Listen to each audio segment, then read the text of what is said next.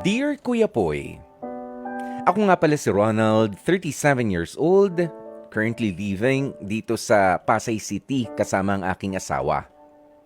Kaunting background lang mga kapatid. Taong 2007 nang magsimula ang relasyon namin ni Carmi. During that time ay college sweethearts kami. Alam ko sa iba, maraming maiinis dahil hindi naman ganun kalaki talaga sa tingin ko ang aming problema. Pero para sa akin, big deal ito at kailangan ng ma-address. Nagsimula yan noong nagtatrabaho ako sa isang kumpanya kung saan naka-assign ako sa iba't ibang mga lugar at sa iba't ibang mga activities. Siyempre, sa lahat ng pagkakataon, dapat ay nandun ako.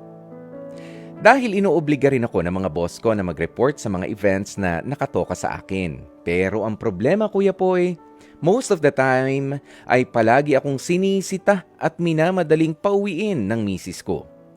Kung ano-anong mga sinasabi niya sa akin na kesyo kailangan ko na raw talagang umuwi, may ilan din siyang mga pagbabanta, kaya ang ending, iniiwan ko tuloy ang aking mga trabaho sa mga assistants ko.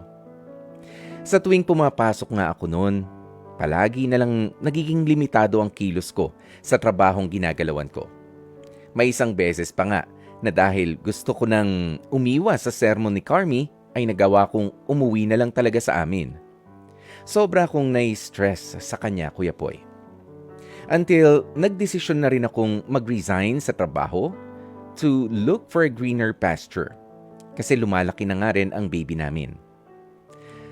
Pero ngayon, wala pa akong work. Pansamantala muna akong house husband. Okay na sana pero ang dating mga bawal kong gawin ay ine-enjoy mismo ng magaling kong misis ngayon.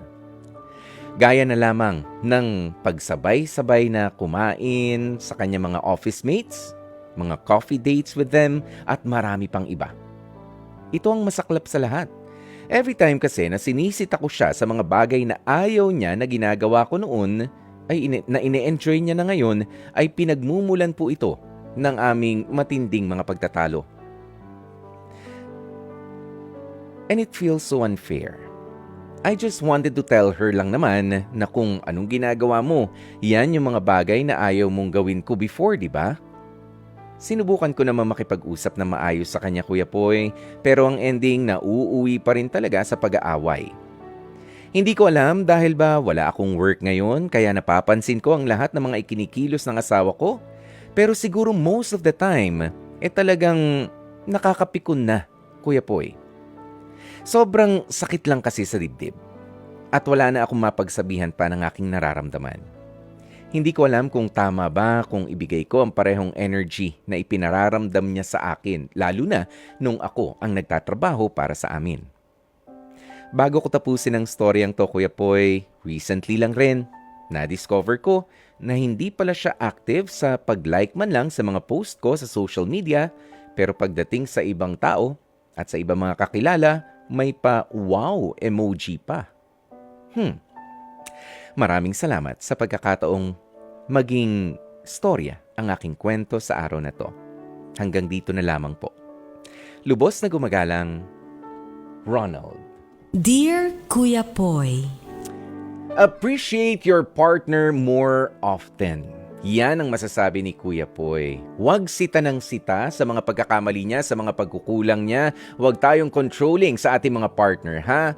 Ronald, yung nararamdaman mo, valid yan. Pero, siguraduhin mo na hindi mo intensyon ang maghiganti lang o yung bumawi doon sa partner mo. Kasi kung paghihiganti o sumbatan yung pinagmumulan ng mga gusto mong sabihin sa kanya, hindi matatapos sa maayos yung usapan.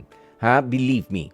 Ang pinakamaganda, kalmado kayong dalawa na mag-usap mag-asawa, kausapin mo ng walang pangungonsensya, ng walang panunumbat na ganito ka sa akin noon, bakit ganyan ka ngayon, ito yung ayaw mong gawin, bakit ginagawa mo ngayon. Dapat wala na muna yung mga statement na ganon.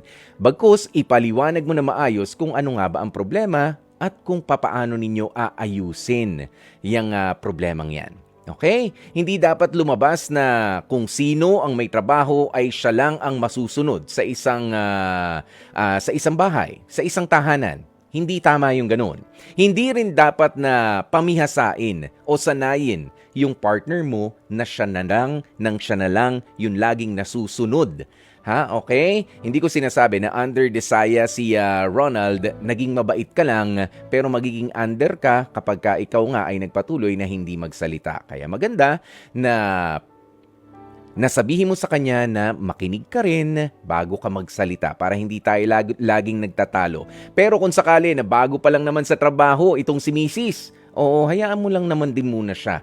Ha, na makapag-reconnect doon sa mga kaibigan niya, ma-enjoy yung company ng mga bago niya mga colleagues. Pero kung matagal na rin pala siya naghahanap buhay at ganun pa rin, oo, na ginagawa niya yung mga bagay na ayaw mong gawin, ginagabi ng pag-uwi, hindi na kayo nabibigyan ng tamang oras para makapag-usap, doon mo na siya dikdikin at sitahin ng husto. Okay, Ronald? Ayan, pero lahat yan ay maayos kapag ka sinimulan natin sa pag-appreciate sa mga magagandang ginagawa ng mga partner natin. Hindi yung mga pagkukulang nila. At dyan na nga po natin tatapusin ang ating Dear Kuya Poy,